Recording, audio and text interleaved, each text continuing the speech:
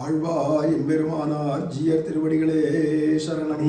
சரணம். ஜெய் பிரேமிகேந்திர சத்குருதேவ் பகவானிக்கு ராமானுஜாயதி ராமானுஜாயதி ராமானுஜாயதி ராமானுஜா ராமானுஜாயதி ராமானுஜாயதி ராமானுஜாயதி ராமானுஜா ராமானுஜாயதி ராமானுஜாயதி ராமானுஜாயதி ராமானுஜா ராமானுஜாயதி ராமானுஜாயதி ராமானுஜாயதி ராமானுஜா. ஸ்ரீசைலேசதயாபாத்திரம் தீபக்தியாதிகுணார்ணவம் யதீந்திர பிரபணம் வந்தே ரம்யஜா மாதரம் முனிம் வாழியதிராசன் வாழியதிராசன் வாழியதிராசன் என வாழ்த்துவார் வாழியன வாழ்த்துவார் வாழியன வாழ்த்துவார் தாளினையில் தாழ்த்துவார் விண்ணோர் தலை. ஸ்ரீமத் கிருஷ்ண சமாஹ்வாய நமோ யாமுன சூனவே யத் கடாட்சைகலக்ஷாணாம் சுலப ஸ்ரீதர சதா கோலாகலதயா பாத்திரம் மாதுரி ரமணம் பிரபம் பக்த பிரியம் பிரேமிகேந்திரம் ரசிகாச்சாரியமாஸ்ரயே. ஆழ்வார் எம்பெருமானார் ஜீயர் திருவடிகளே சரணம். சரணம். ஆண்டாள் திருவடிகளே சரணம். சரணம். இந்த வாழ்வும் வாக்குமாகிய திவ்ய பிரபந்தங்கள்ல வர ஐதீகங்களை அனுபவிச்சுட்டு வரோம். அதுல திருப்பாவையில 18வது பாசுரம் ஆகிய உந்துமதகளின் பாசுரம். அந்த பாசுரத்துக்கு 3000 படியிலையும் 6000 படியிலையும் பெரியவாச்சான் பிள்ளை அழகிய மணவாள பெருமாள் நாயனார் ரெண்டு பேருமே சொல்லக்கூடிய வார்த்தை எம்பெருமானார் விசேஷித்து உகந்திருக்கும் பாட்டு பாட்டு அப்படிங்கிறார். இந்த பாசுரத்தை ராமானுஜர் ரொம்ப உகந்து ஸ்லாகிச்சு அனுபவிப்பாராம். அவருக்கு ரொம்ப உகப்பான பாசுரம். அதுதான் இதை 2 தடவை சேவிக்கிற வழக்கம். ராமானுஜருக்கு எதனால இதில் அவ்வளவு உகப்பு ஏற்பட்டதுன்னா ஒரு சாட்சா்கார அனுபூதி ஏற்பட்டு ராமானுஜருக்கு. இதில் நித்தியமே மாதுகர பிக்ஷைக்குன்னு சுவாமி ராமானுஜர் திருவரங்கத்தில் அல்லது எந்த ஊரில் எழுந்தொழி இருந்தாலும் மாதுகர பிக்ஷைக்காகன்னு போவார். மாதுகர பிக்ஷை அப்படின்னா மதுகரம்னா வண்டுன்னு அர்த்தம்.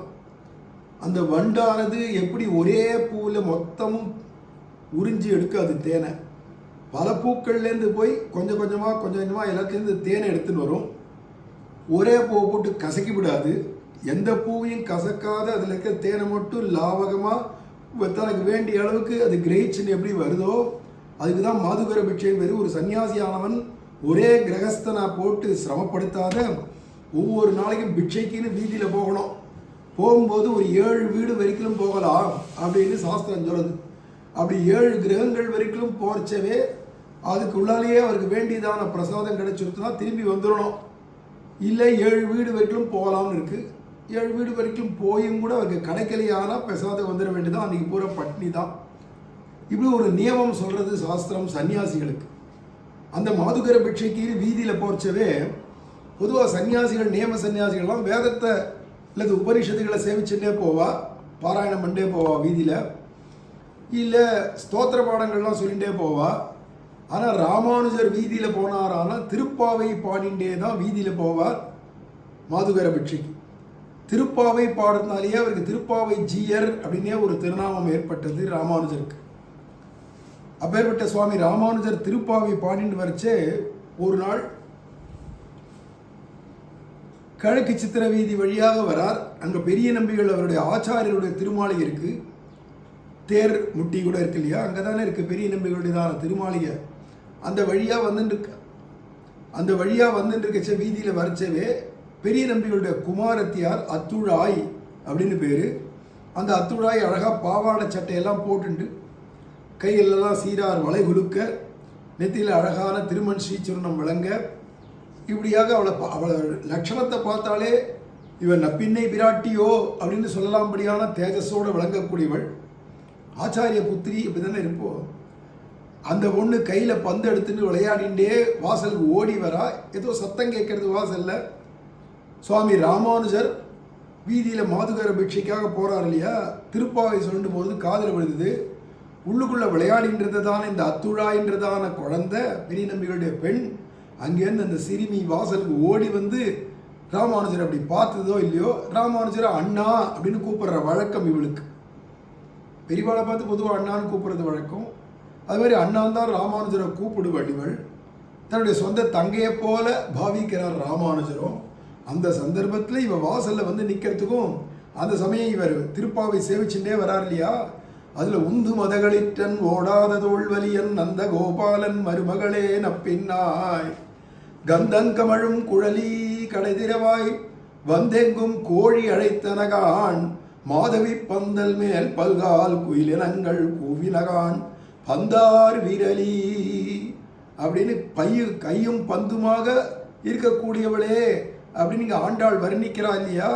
அதுக்கு ஏற்ற மாதிரி இவளை பார்த்தாலே நப்பிண்ணை பிராட்டியுடைய தேஜஸாக நிற்கிறாயோ இந்த அத்துழாயின்ற பெண் கையில் பந்தியை வச்சுன்னு விளையாடிண்டே வந்திருக்கிறத பார்த்தோடனே பந்தார் விரலி அப்படிங்கிறத சொல்கிறதுக்கு ஏற்ற மாதிரி பந்தும் கையுமா நப்பின்னையே சாட்சாத்காரமாக நிற்கிறதா அவருக்கு சேவையாச்சு, திவ்ய தரிசனமாச்சு.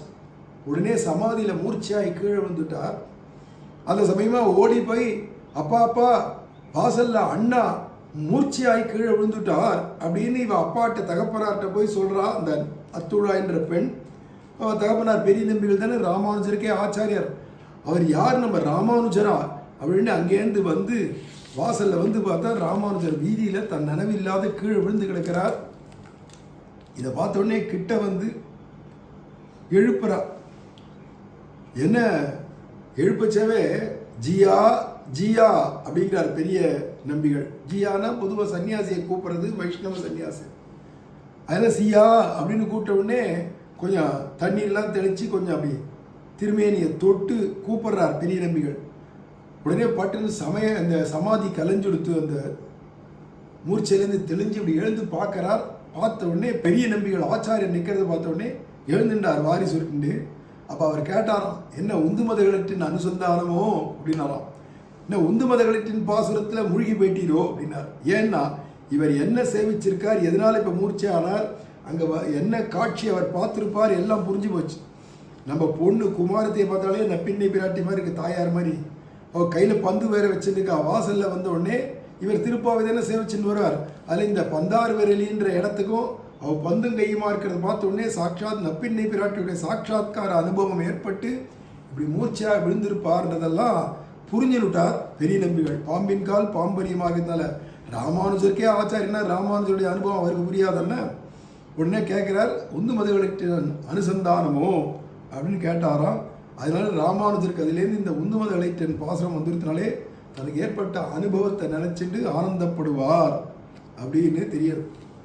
இதுக்கு அடுத்ததான 20வது பாசுரம் திருப்பாவையிலேயே. அந்த 20வது பாசுரத்தில் திருவே துயிலழாய் அப்படிங்கிற இடத்துக்கு 6000படியில் அழகிமனவாள பெருமாள் நாயனார் அவர் கொடுக்குற ஐதீகம். உதார வாக்குகளாகிறார் திருமங்கை ஆழ்வாரும் ஆள வந்தாரும் ஆழ்வானும் பட்டரும் அப்படிங்கிறார். இங்கே திருவே துயிலழாய் அப்படிங்கிறதுனாலேயே இந்த இடத்துக்கு என்னடானா பகவானுடைய பெருமையை சொல்லச்சே பிராட்டியினால பெருமாளுக்கு ஏற்றம். வேதமே ஹ்ரீஷ்டதே லக்ஷ்மி ஸ்சவத்யம் அப்படின்னு வேதமே புருஷ சுத்தமே சொல்லிட்டு போகுது. இப்போ பகவானுக்கு எதனால் புருஷத்துவம் அப்படின்னா ஸ்ரீதேவி பூதேவிக்கு அவன் நாயகனாக இருக்கிறதுனால தான் அப்படிங்கிறது பெருமை இருக்கு இல்லையா. அதில் திருவே திருவிழாயினா பகவானுக்கும் பகவானை சொல்லிச்சு திருவுக்கும் திருவாகிய செல்வா. அந்த திருவுக்கும் திருவா இருக்கிற பகவானுக்கே யாருடாருன்னா நப்பிண்ணை பிராட்டி அப்படின்னு எழுப்புறாங்க.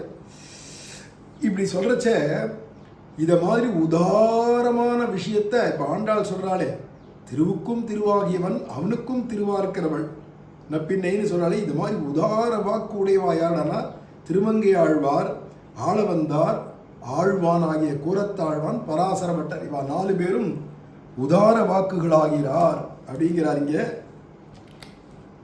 யார் அந்த 4 பேரை ஏன் அப்படி சொல்கிறார்னா திருமங்கை ஆழ்வார் சொல்லச்சவே தான் திருவுக்கும் திருவாகிய செல்வா அப்படின்னு பிராட்டினால தான் பெருமாளுக்கே பெருமைன்றது அடுத்து சொல்கிறார். ஆள வந்தார் கஷி ஷியக் பரமசத்வ சமாஷயக்கா, ஷீக்கும் ஷியா இருக்கிறவன் அப்படின்னு சொல்கிறார். அதுக்கடுத்து கூரத்தாழ்வான் யஸ்யா கடாட்சம் ஷியம் அப்படின்னு ஸ்ரீ வைகுண்ட ஸ்தவத்தில் பிராட்டிக்கும் பிராட்டியாக இருக்கக்கூடியவன் அப்படிங்கிறத காட்டுறார். அதே மாதிரி பராசர பட்டரும் ஸ்ரீ குணரத்ன கோஷத்தில் ஸ்ரீரங்கேசா ஸ்ரீரங்கேசா அப்படின்னு கொடுக்கறதுனால இப்படி பெருமாள் எம்பெருமானுக்கு பெருமை கூறுற இடத்துல பிராட்டியை முன்னிட்டு பெருமையை சொல்கிறவாளாக இருக்கிறதுனால இவ 4 பேரும் உதார வாக்குடையவர்கள் அப்படிங்கிறத இங்கே காட்டுறார் அப்படின்னு இங்கே ஐதீகம். மேலே அடுத்த 21வது பாசுரத்தில் இருக்கக்கூடிய ஐதீகங்களை மேலே அனுபவிக்கலாம். ஸ்ரீமதே ராமானுஜாய நமஹ. ஆழ்வார் எம்பெருமானார் ஜீயர் திருவடிகளே சரணம். ஜெய் பிரேமிகேந்திர சத்குருதேவ் பகவான் கி.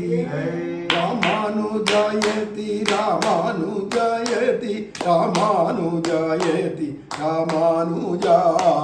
ராமானுஜாயதி ராமானுஜாயதி ராமானுஜாயதி ராமானுஜா.